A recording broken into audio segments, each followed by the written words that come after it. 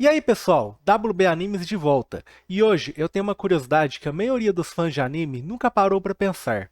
Você já reparou que The Promised Neverland, Horimiya, Spy X Family, My Dress Up Darling e Boshi the Rock, uma boa parte dos animes mais comentados da última década saíram exatamente do mesmo estúdio de animação? E o mais curioso é que esse estúdio nem existia até 2018.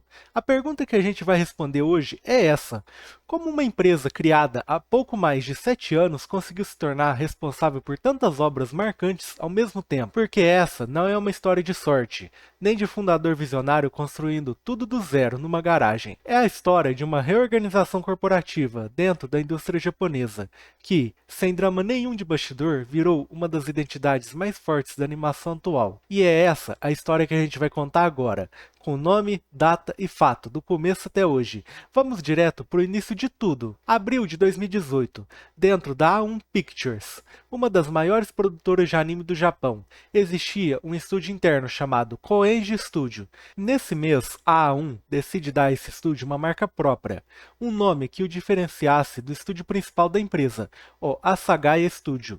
Nasce ali o nome Cloverworks. Mas atenção! Nesse momento, ainda era só um rebranding, um estúdio com identidade nova, mas ainda dentro da estrutura da A1 Pictures. A virada de verdade vem 6 meses depois, em outubro de 2018, quando a Cloverworks se separa oficialmente da A1 Pictures e passa a operar como empresa independente, embora continue sendo subsidiária da Aniplex, que por sua vez está ligada à Sony Music Entertainment Japan. Essa data de outubro de 2018 é considerada oficialmente a data de fundação do estúdio, como empresa própria.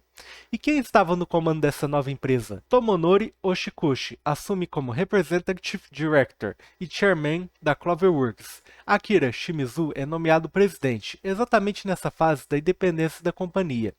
Ou seja, desde o primeiro dia, a Cloverworks teve liderança executiva definida e estrutura corporativa clara, ligada diretamente a uma das maiores produtoras de mídia do Japão. Aqui já mora a primeira quebra de expectativa dessa história. A gente costuma imaginar estúdio novo como algo pequeno, arriscado, tentando se provar do zero. Mas a Cloverworks nasceu com respaldo financeiro forte e comando definido. O desafio dela não era sobreviver, era construir uma identidade artística própria, dentro de uma estrutura que já era estável. E até o próprio logo da empresa carrega esse conceito.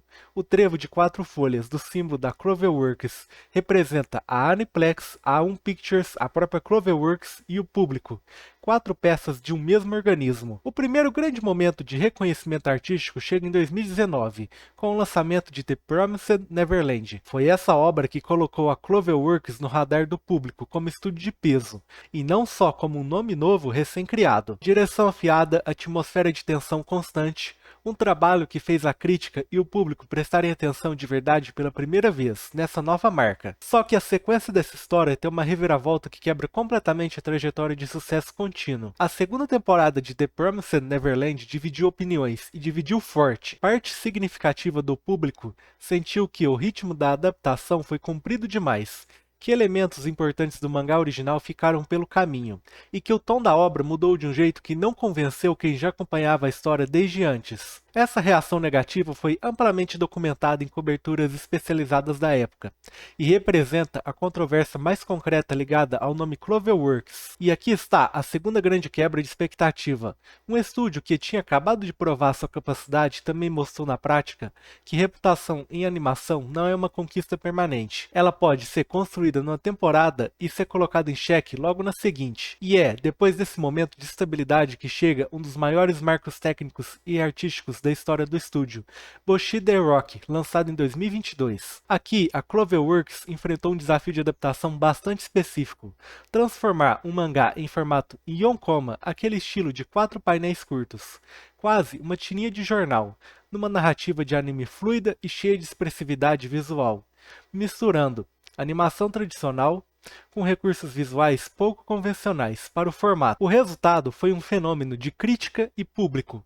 O anime recebeu o prêmio de melhor anime, prêmio de melhor direção e reconhecimento internacional consistente, consolidando de vez a reputação de Cloverworks como um dos estúdios mais respeitados da animação japonesa contemporânea. E é exatamente nesse ponto de consolidação que aparece a terceira e maior quebra de expectativa dessa história, a que muda completamente a forma de enxergar esse estúdio. Em 2022, no mesmo período de sucesso de Bushido Rock, a Cloverworks, ao lado da Witch Studio e da Shueisha, criou uma nova empresa chamada Joen. O objetivo declarado dessa parceria era desenvolver um modelo de negócio voltado para garantir remuneração mais justa aos criadores de anime, um tema que a própria indústria japonesa discute abertamente como um problema estrutural. Ou seja, o mesmo estúdio responsável por uma das obras mais celebradas da década também se envolveu diretamente numa iniciativa para tentar melhorar as condições de trabalho de quem produz esse tipo de conteúdo. E é aqui que a gente responde a pergunta que abriu esse vídeo.